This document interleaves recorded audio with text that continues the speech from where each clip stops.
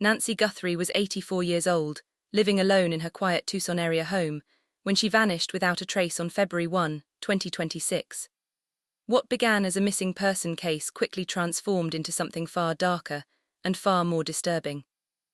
Within days, investigators confirmed that Nancy's blood had been found on the front porch of her home. Then, more than a week later, the FBI released surveillance footage from a camera just outside her front door. In the grainy video, a masked stranger could be seen lingering near the entrance in the hours surrounding her disappearance. And that was only the beginning. Because shortly after Nancy vanished, several media outlets reportedly received ransom notes, messages demanding millions of dollars in Bitcoin in exchange for her safe return. But one detail changed everything. According to reports, a second note later claimed Nancy was already dead. That contradiction alone was enough to send the public into a frenzy. How could someone demand money for the return of a missing woman, and then suddenly claim she had already died? Was it a real kidnapper trying to control the narrative, or was someone trying to throw investigators off the trail? And now, months later, the mystery has become even more complicated. The case exploded back into headlines after Nancy's daughter, Savannah Guthrie, found herself at the center of growing public suspicion, not because authorities named her a suspect, but because of questions surrounding what the family knew when they knew it, and why certain details were kept quiet. Then came the unexpected twist. Nancy's other daughter, Annie Guthrie, broke her silence. And what she said only deepened the mystery. Annie publicly questioned parts of the timeline. She challenged the way the ransom note details were being handled, and in doing so, she opened a fracture inside the family that the public had not seen before. Suddenly, this was no longer just a disappearance.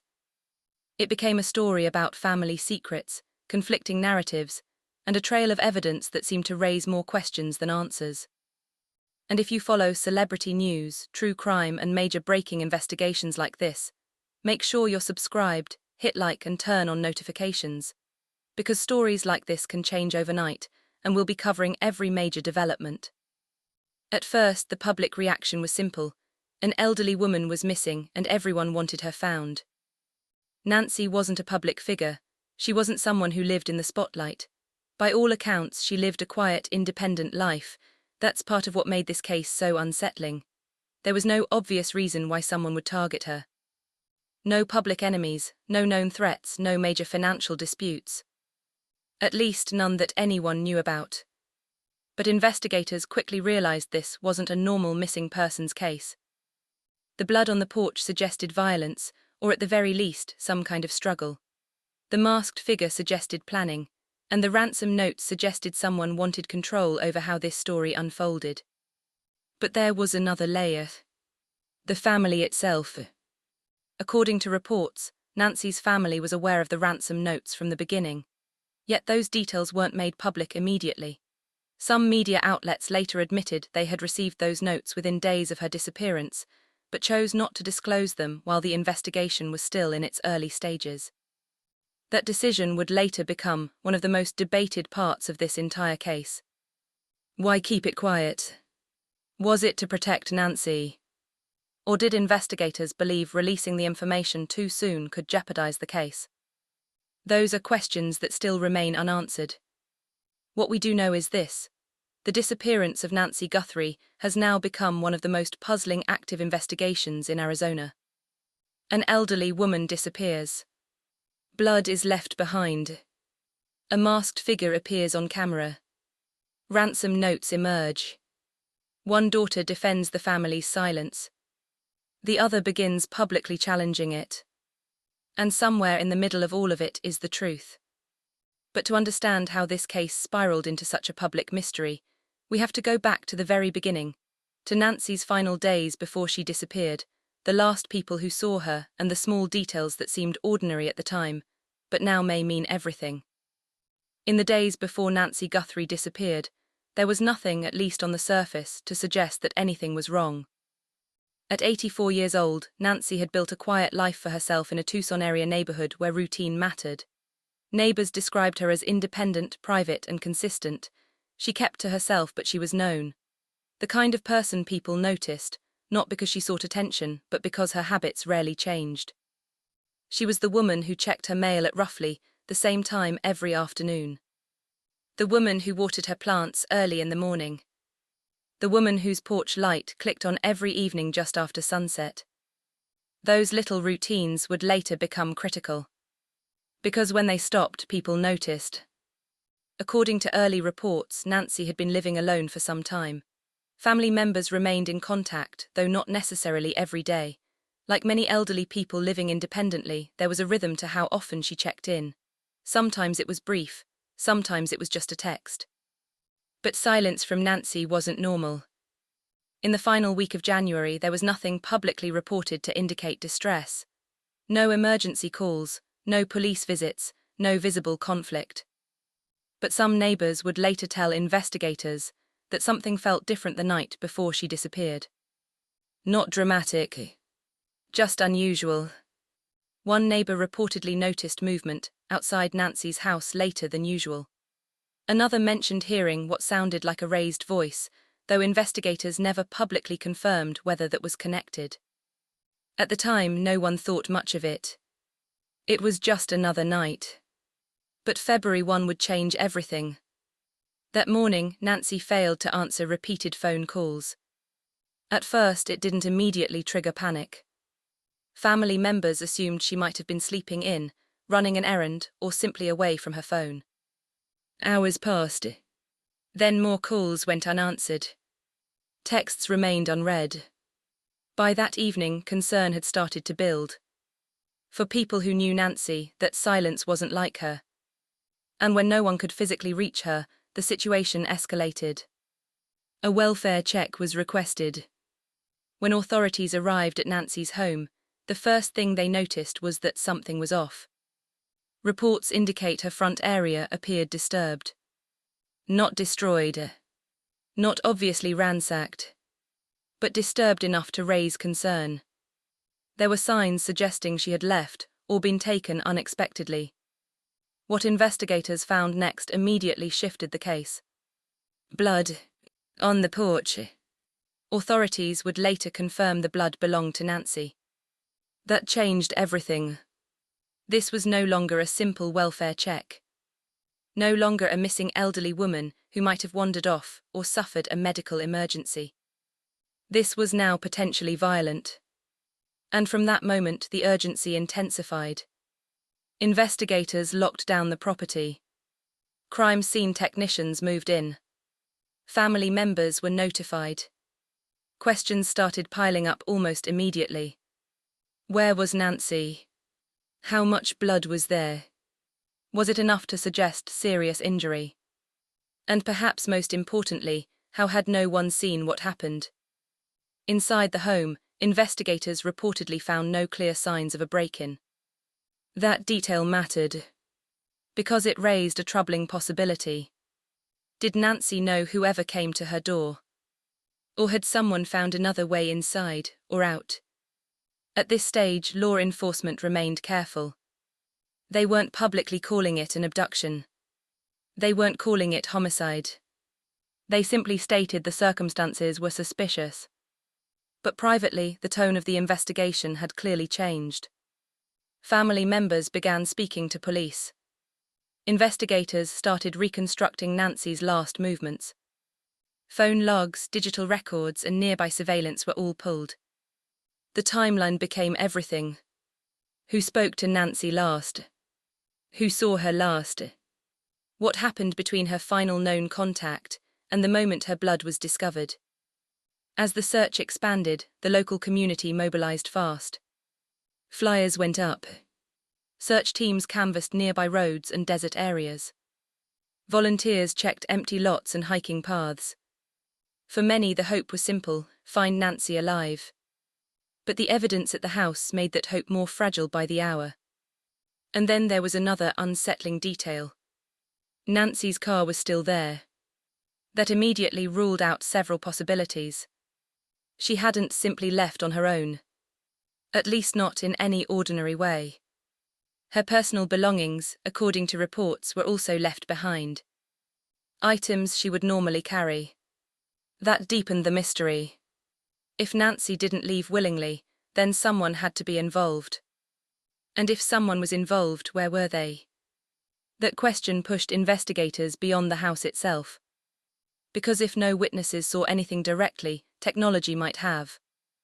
Police began checking neighboring properties for cameras, doorbell footage, security systems, street-facing surveillance, anything. And that search would lead them to something investigators believed could become the most important piece of evidence in the entire case. A camera positioned near Nancy's front entrance. A camera that may have captured movement during the exact window she vanished. And whatever was on that footage was serious enough that investigators would soon involve the FBI. Because when they reviewed it, they realized this case had just taken a much darker turn. By the time the FBI officially joined the investigation, the focus had already shifted. Nancy Guthrie was no longer being treated as simply missing. The blood found outside her home had forced investigators into a far more serious line of thinking. And now, with federal resources entering the case, the question was no longer just where Nancy was. It was what exactly had happened on that porch. Crime scene teams returned to the house with greater intensity. Every inch of the property was re-examined. Investigators worked the front entrance carefully, mapping blood patterns, collecting trace evidence, and trying to reconstruct movement. While authorities never publicly disclosed the volume of blood found, they did confirm it belonged to Nancy. That alone carried enormous weight. Because blood at a scene can mean many things. An accident, a struggle, an injury, or something much worse. At this stage, investigators weren't publicly saying which. But the way they handled the property made one thing clear: they believed Nancy's disappearance was not voluntary. Inside the house, detectives looked for signs of disruption. Drawers, cabinets, personal documents, electronic devices. But according to early reporting, there were no obvious signs of forced entry. That detail complicated everything. If someone had entered the home violently, why was there no damage? And if there was no forced entry, did Nancy open the door willingly? That possibility quickly became central. Investigators began exploring whether Nancy may have known the person who came to her home, or whether she had been manipulated into opening the door. For elderly victims, that's not uncommon. Scams, fake emergencies, impersonations, all possible. But there was still no evidence publicly confirming that scenario. Only questions. And those questions kept multiplying. Some of Nancy's personal belongings remained untouched. Her vehicle was still parked outside. Certain everyday essentials were reportedly still inside. That narrowed the possibilities. Whatever happened, it happened fast. Fast enough that Nancy didn't leave prepared. Fast enough that she may not have had time to react. Investigators then widened their scope beyond the home itself. The neighborhood became part of the crime scene. Canvassing began. Door-to-door interviews. Requests for private surveillance footage. Questions about suspicious vehicles, unusual sounds, or unfamiliar faces. That's when detectives reportedly discovered that one nearby camera had captured activity close to Nancy's front entrance. At first, authorities kept the footage private. That decision would later become a major point of public debate. Why wait? Why not release it immediately? But investigators often hold evidence back to protect leads, verify statements, and avoid compromising the case. And in this investigation, every detail mattered. At the same time, forensic specialists began processing digital evidence. Nancy's phone records, bank activity, email accounts, security logs, anything that could establish her final movements or reveal contact with unknown individuals. What they were looking for was simple: disruption, a strange transaction, an unusual call, a message that didn't fit. But authorities remained tight-lipped about what, if anything, they found. That silence only intensified public concern. As days passed, Savannah Guthrie and the family remained in close contact with investigators. Publicly, the family urged anyone with information to come forward. Privately, according to reports, detectives were pressing hard for every detail about Nancy's recent life. Who she trusted, who had access to her home, whether she had mentioned fear, conflict, or financial concerns. Those answers could shape the entire direction of the case. Then came another major shift. The FBI formally stepped in. That alone signaled the case had reached a different level. Federal involvement often means one thing. Investigators believe there are broader or more complex elements at play. Potential interstate movement, kidnapping, digital extortion, organized coordination. At this point, none of that had been confirmed. But the seriousness was impossible to ignore. The public reaction changed too. This was no longer just local news in Tucson. National outlets picked it up. An elderly woman missing. Blood at the scene. No suspect. No answers. It was the kind of case that immediately gripped people. Especially because Nancy didn't fit the usual profile of a targeted victim. And that's what made it so disturbing. What motive could there possibly be? Money, personal revenge, random violence. No one knew. Search teams expanded farther from the house. Desert routes, remote roads, vacant properties, areas where someone might move undetected. But still there was no sign of Nancy. No confirmed sightings. No public breakthrough. And then investigators made a decision that would change the course of the case. After reviewing the neighborhood footage and analyzing the timeline, they determined one specific clip was too important to keep hidden. More than a week after Nancy vanished, the FBI released it. The footage was brief, but what it showed stunned everyone.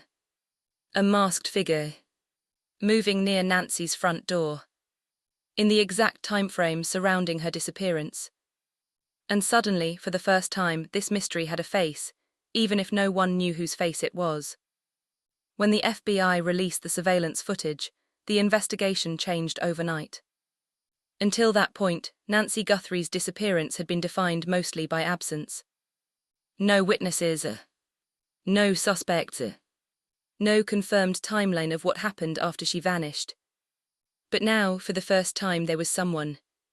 A figure. A presence.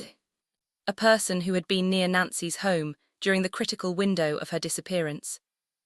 And that single image immediately became the center of the case. The footage itself was short, grainy, limited, but clear enough to establish one important fact. Someone wearing a mask had approached or lingered near Nancy's front entrance. Authorities did not publicly reveal the exact timestamp. They also withheld certain details about what happened before and after the visible moments. That decision wasn't unusual. Investigators often protect parts of evidence to verify future witness statements. But it also meant the public was only seeing part of the picture. And that partial picture created a storm. Within hours, the footage spread across national media. Social platforms exploded with theories. Viewers slowed it down, enhanced it, zoomed in on clothing, posture, height, and movement. Everyone was trying to answer the same question. Who was behind that mask? Some believed the person appeared familiar with the property. Not rushed, not panicked. The way the individual moved, according to body language experts later interviewed by media, suggested confidence. Possibly even familiarity. But that remained analysis, not evidence. The FBI did not confirm any relationship between Nancy and the masked individual. That distinction mattered, because public interpretation was quickly moving faster than the facts. Investigators asked the public for help identifying the figure. They urged anyone with information to come forward, no matter how minor it seemed. A car parked nearby. An unfamiliar visitor. A sound in the night. Anything. And the response was immediate. Thousands of tips poured in. Most went nowhere. Some contradicted each other. A few, according to reports, were considered significant enough to pursue. But authorities remained silent about which ones. At the same time, analysts began reviewing the footage frame by frame. How long had the person been there? Were they alone? Did they arrive on foot? Did a vehicle drop them off? None of those questions were answered publicly. And that silence only made the mystery deeper. Because what the footage showed was unsettling. But what it didn't show was even more important. There was no visible sign of Nancy. No clear struggle captured on camera. No obvious weapon. No confirmed abduction. Just presence. And sometimes, in an investigation, presence is enough to shift everything. As the FBI dug deeper, experts reportedly examined the person's clothing for possible identifiers. Shoes, gloves, height estimates, walking patterns. Every detail mattered. But masks are designed to hide. And in this case, they had done their job. Meanwhile, the public pressure intensified. Talk shows covered the footage. Crime channels dissected it. News anchors debated whether the FBI had released it too late. That became one of the biggest criticisms. If the public had seen this earlier, could someone have identified the suspect sooner? Could Nancy have been found faster? Law enforcement didn't answer. But the question stayed. And inside the family, pressure was building too. Savannah Guthrie remained visible in media coverage, speaking carefully and urging focus on finding her mother. But according to reports, internal family stress was growing. Because the footage didn't just raise questions about the suspect. It also sharpened the timeline. And timelines have a way of exposing inconsistencies. Who had spoken to Nancy last? Who knew her plans? Who noticed her missing first? Those details became increasingly important. Investigators began cross-checking statements with the video evidence. Again, no public accusations were made. But in any case like this, every timeline gets tested. Every gap matters. Then came another unexpected twist. As the FBI focused on the masked figure, media outlets began revealing something they had kept private for days. They had been receiving messages. Messages connected to Nancy. Ransom notes. At first, many people assumed these notes must be fake. A hoax designed to exploit the case. That happens often in high-profile disappearances. But this was different. According to reports, Nancy's family already knew about them. That changed everything. Because if the family knew, and investigators knew, then these messages had been taken seriously enough to keep quiet. And the contents were disturbing. One note demanded millions of dollars in Bitcoin in exchange for Nancy's return. No proof of life was included publicly. No direct verification was released. But the demand itself suggested something investigators had not openly confirmed. Kidnapping. Or at least the appearance of one. And if that was true, then the masked stranger on camera may not have been just a suspicious figure. They may have been directly tied to the disappearance. But before investigators or the public could make sense of that possibility, another message arrived. And what it claimed would throw the entire case into chaos. The first ransom note changed the tone of the investigation. But the second one changed everything.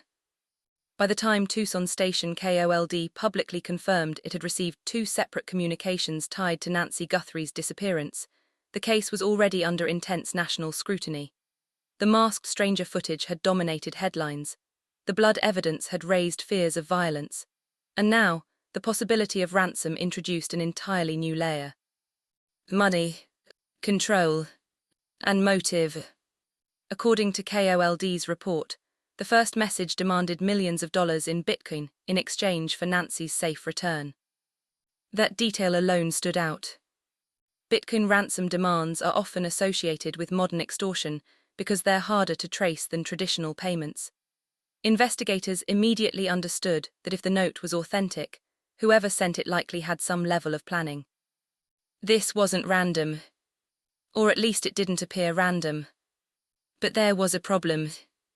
The note reportedly offered no public proof that Nancy was still alive. No audio. No photo. No timestamp. Nothing that could immediately verify the claim. That absence mattered. Because in legitimate kidnapping investigations, proof of life often becomes a critical piece of negotiation. Without it, investigators are forced to consider multiple possibilities at once. Was Nancy alive? Had she already been harmed? Or was someone simply exploiting her disappearance for money? Authorities did not publicly answer. And perhaps more importantly, they did not publicly confirm whether they had engaged with whoever sent the note. That silence fueled even more speculation. Then the timeline itself became a point of concern. The notes had reportedly been sent only days after Nancy disappeared. But the public didn't know. Not yet. Media outlets had deliberately withheld that information while the case was still developing, saying they didn't want to interfere with the investigation. That decision would later become controversial. Some believed it was the responsible thing to do. Others argued the public might have helped sooner if they had known. And inside that debate was another critical fact: Nancy's family was aware of the notes. That meant Savannah and other relatives had known for days that someone was communicating. But that detail had never been discussed publicly. At least not at first. For investigators, the focus quickly turned to tracing the communication itself. Where had it come from? Was it sent through encrypted channels? Could the Bitcoin wallet be tracked? Cybercrime specialists were reportedly brought in to analyze metadata, routing paths, and digital signatures. In cases like this, even a small mistake by the sender can expose location, device type, or identity. But investigators remained tight-lipped. No arrests. No confirmed suspects. And then came the second note. Unlike the first, it didn't ask for money. It made a claim. A chilling one. According to KOLD's reporting, the second message stated Nancy had died. That single sentence changed the entire landscape. Because if the sender was the same person, and if both messages were connected, then the logic didn't add up. Why demand millions for her safe return, only to later claim she was dead? That contradiction became the center of public discussion. Some experts suggested it could mean negotiations had failed. Others believed it might indicate panic. Or deception. Or that multiple people were involved. But none of that was confirmed. What was confirmed was the contradiction itself. And contradictions in criminal cases matter. They reveal pressure. They reveal mistakes. And sometimes they reveal lies. Law enforcement began investigating whether both notes came from the same source. Language patterns, formatting, delivery methods, digital fingerprints. Everything was examined. If the messages matched, investigators could establish continuity. If they didn't, it could mean copycats or something even more complicated. That possibility unsettled everyone. Because now the case had become fragmented. There was physical evidence. A masked figure. A ransom demand. A death claim. And still no Nancy. The public response became even more intense. Online communities broke down the wording of both notes, searching for clues. Some pointed out inconsistencies. Others questioned whether the ransom demand was ever serious. And some began asking whether the notes were meant to distract investigators from something else entirely. That idea, misdirection, started gaining traction. Could the notes have been sent to buy time? To shift public attention away from the house? Away from the timeline? Away from the people closest to Nancy? Investigators didn't say. But inside Nancy's family, those questions were beginning to create visible cracks. Until this point, the family had largely presented a united front. Public appeals. Controlled statements. Shared concern. But the second note and the contradictions surrounding it started changing that. Because while Savannah Guthrie remained measured in public, another voice inside the family was becoming increasingly difficult to ignore. Nancy's daughter Annie Guthrie. Unlike Savannah, Annie wasn't staying quiet. And according to her emerging statements, she had serious doubts about what was happening. Not just about the ransom notes, but about how the entire story was being handled. And when Annie finally decided to speak publicly, the investigation took on a completely new kind of tension. Not between police and suspects, but within the family itself. By the time Annie Guthrie decided to speak publicly, the investigation had already become one of the most closely watched missing person cases in the country. But Annie's decision changed the story in a way no piece of physical evidence had. Because for the first time, the fracture inside Nancy Guthrie's family was no longer private. It was public, and it was impossible to ignore. Up until that point, the family had appeared united. Public statements had been controlled. The focus remained on Nancy's disappearance, the FBI investigation, and the increasingly disturbing ransom notes. But Annie's emergence introduced something else. Doubt, not necessarily about Nancy's disappearance itself, but about how parts of the case were being presented. In her first public comments, Annie reportedly questioned the handling of the ransom note information, especially the conflicting nature of the messages. One note demanding millions in Bitcoin. Another claiming Nancy was dead. To Annie, according to reports, that contradiction wasn't just strange. It was deeply troubling. And she wanted answers. Her remarks quickly spread across media outlets. Not because she accused anyone directly, but because of what her questions implied. Why had these details remained so tightly controlled? Why had the public only learned about the ransom notes later? And why did parts of the timeline seem unclear? Those questions struck a nerve. Because by then, many people were already asking the same thing. Annie's willingness to speak openly gave those suspicions a new kind of legitimacy. Not legal legitimacy, but emotional weight.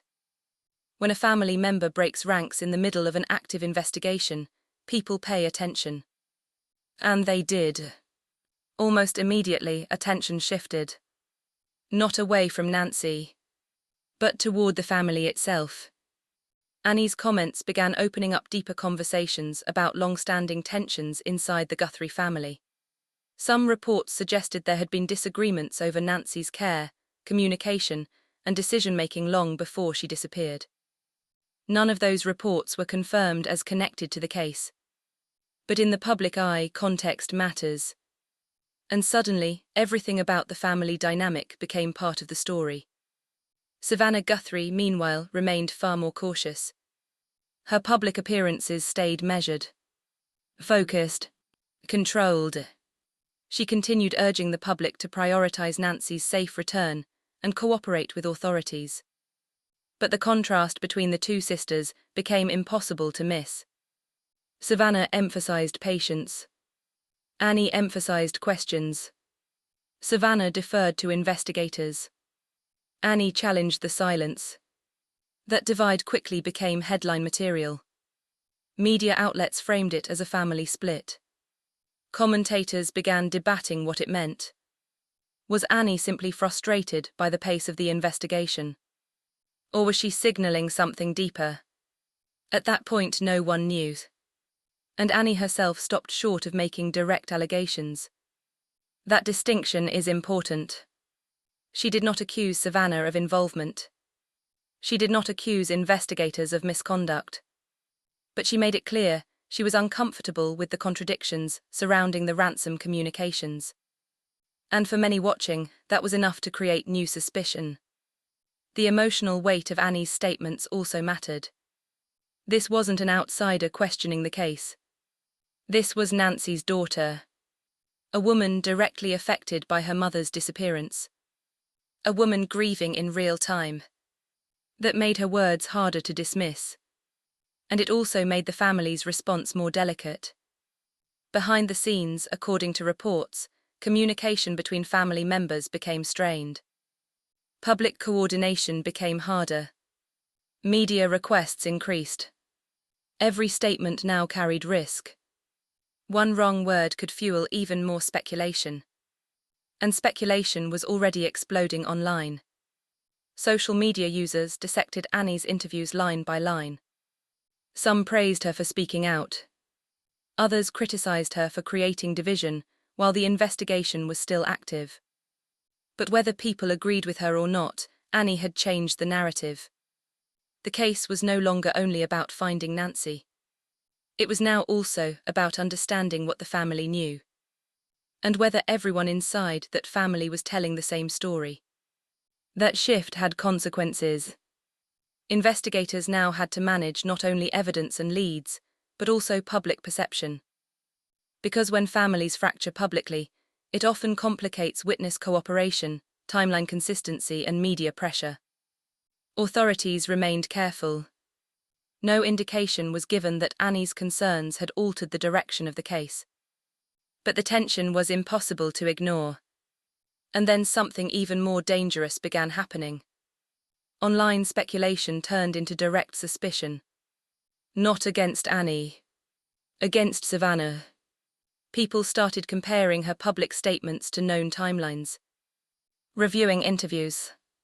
Questioning what she said and what she didn't say. And before long, Savannah Guthrie herself became one of the most scrutinized people in the entire investigation.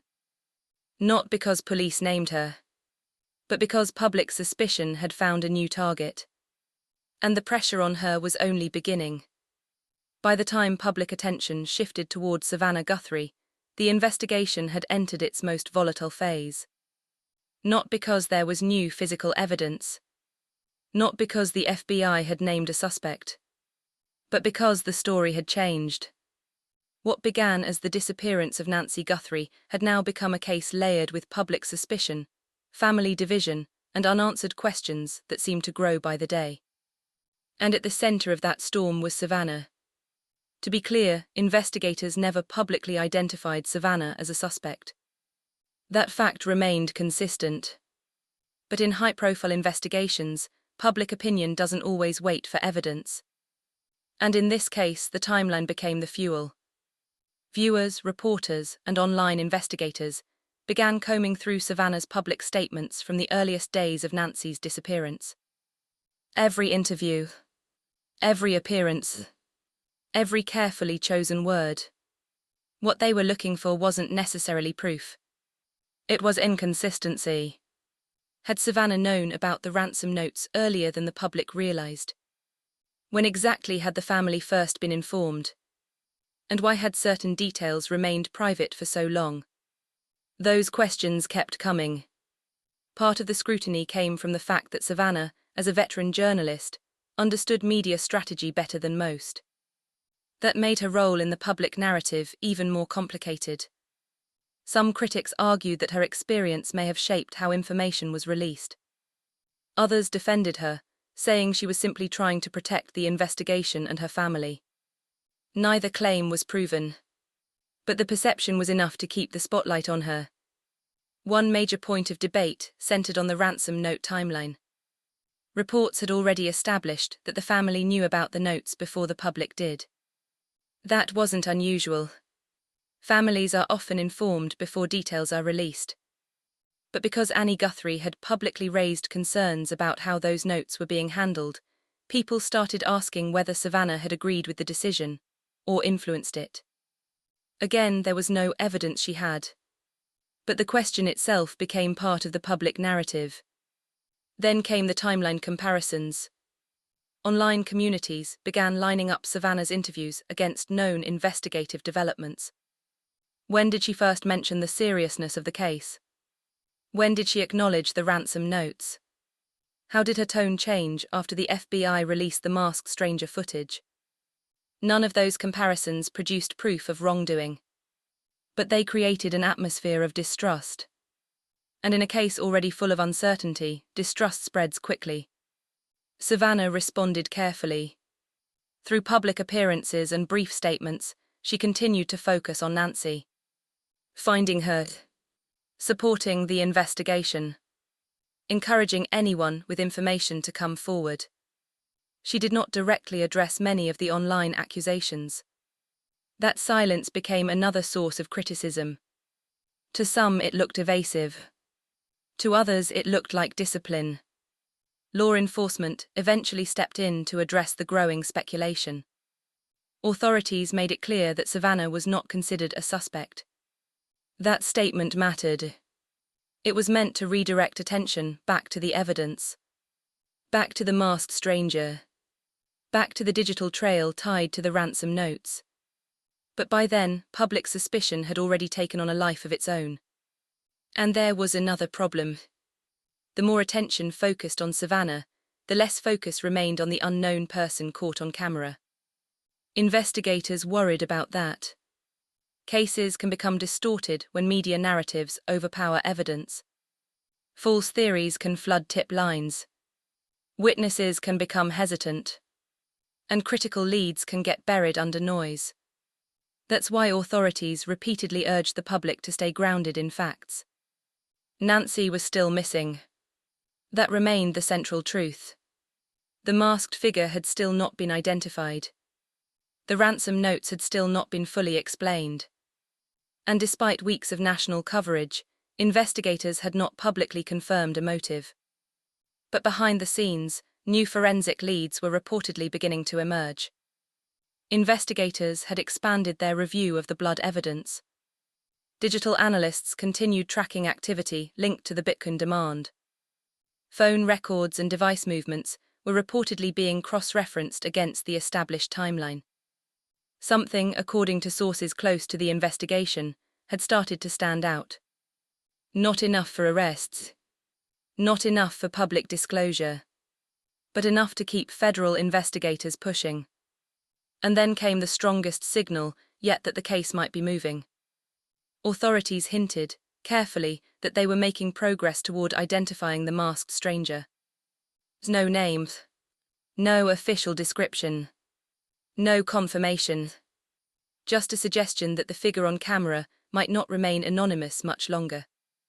For the public, that shifted attention back where it had started. Away from family conflict.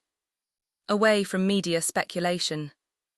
And back to the one person who may know exactly what happened to Nancy Guthrie. Because if investigators were right, if they were truly getting closer, then the biggest breakthrough in the case might finally be coming. By the time investigators hinted they were getting closer to identifying the masked stranger, the entire direction of the case shifted again. For weeks, the public had been consumed by the visible pieces of the mystery. The blood on Nancy Guthrie's porch. The grainy surveillance footage. The conflicting ransom notes. The growing tension between Savanah and Annie Guthrie. But behind the scenes, federal investigators had been quietly building something much larger. And now, it appeared they were following multiple new leads at once. One of the biggest areas of focus was financial. The Bitcoin demand in the first ransom note had given cyber investigators a possible entry point. Even though cryptocurrency is often used because of its privacy, it isn't invisible. Wallet activity can be tracked. Transactions can be followed. Patterns can be studied. According to reports, federal cybercrime teams were reviewing the wallet information tied to the demand, looking for transfers, linked addresses, or exchanges that might reveal the sender's identity. That process takes time. But if successful, it could expose an entire network of digital movement. And if that happened, investigators might finally understand whether the ransom demand was genuine or just part of a larger deception. At the same time, detectives widened their focus on Nancy's personal life.